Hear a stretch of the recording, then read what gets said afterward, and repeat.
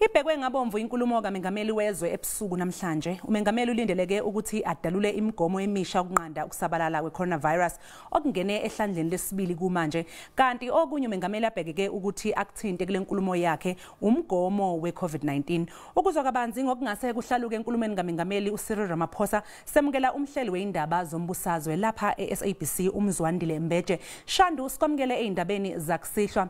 Zilokhu zenyuke njalo izibalo zabantu abahaqwa i-coronavirus. Ingabe izoqina imigomo ye-lockdown? Sikwemukele sikubingelele noxolo nababukeli. Nebala siyazi ukuthi kwenzekani ezweni kumanje nje ukuthi abantu bayaqhubeka nokuhaqwa leli gciwane abagcina nje ukuthi libahaqe baningi futhi ababhubhayo ke lokho kwenza ukuthi ke ngempela uhulumeni kumele ethathe izinyathelo. Yingakho ke namhlanje umongameli wezwe umongameli Cyril Ramaphosa ezokhuluma nasizwe uzokhumbula ukuthi wayesithembise ngesikhathi kade ekhuluma nathi ngenyanga edlule wayesithembise ukuthi uzokhuluma nathi mhlambe nge-15 kodwa ngenxa yokuthi leli gciwane liyabhebhezeka kakhulu useqo ukuthi ekhulume nathi khona manje singethemba futhi silindele ukuthi ethi kuqinisa mhlambe uzosisa level 4 noma uzoqinisa yona imiqathango ekhona ku level 3.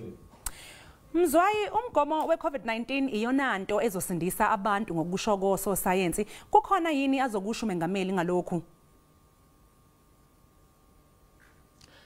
Nebala umongameli uzophinda futhi ke esazise ngokuthi zinhlelo zini esezithathwe uhulumeni ukuthi kutholakale ikhambi elizokwazi ukuthi linqande ngoba phela njengoba singenakhambi ikhambi esinalo yikho ukuyiphatha sekukhombisile ukuthi ukuyiphatha kwethu siyehluleka. Into azoyisho ke uzokhumbula sike sakhuluma naye kulempela sonto lapha ethe kulindeleke ukuthi amakhambi okuqala efike kuyo lonyanga kodwa ke iningi lalawo azoya kubantu okuyibona abaphambili bezempilo kusekuthi amanye ke efike ngoFebruary. Uzophindeke futhi esitshela ukuthi mhlambe imaphi amazwe esisikhulume nawo azokwazi ukuthi ke esisize ukuthi silwe nalolu bhubhane ngoba elethu ikhambi kufanele ngabe siyalisebenzisa ukuyiphatha kuyabonakala ukuthi sihluleka noxolo. Kungenzeka mhlawumbe sibone kuvalwa imingcele yezifundazwe. Impela uma ngabe sizama ukuhogela engathi kungenzeka lokho ngoba phela into edala inkinga enkulu ukuthi abantu bayehla bayenyuka ingakho leli gciwane libhebhetheka kangaka. Kungenzeka umongameli ememezele mhlawumbe ukuthi ke imingcele yezwe mhlawumbe izokuthi ithi kuvalwa ukuze leli gciwane lingaqhubeki phela uzokhumbula noxolo ngokomthetho igciwane lona liyimele njalo enzilutho lihanjiswa yithi uma ngabe ukuthi ngiyahamba ngizovakashela wena nginalo so na kanjani uzolithola lelo gciwane kodwa uma ngabe uyihlalela uhleli khona nami ngihlele khona alenzilutho.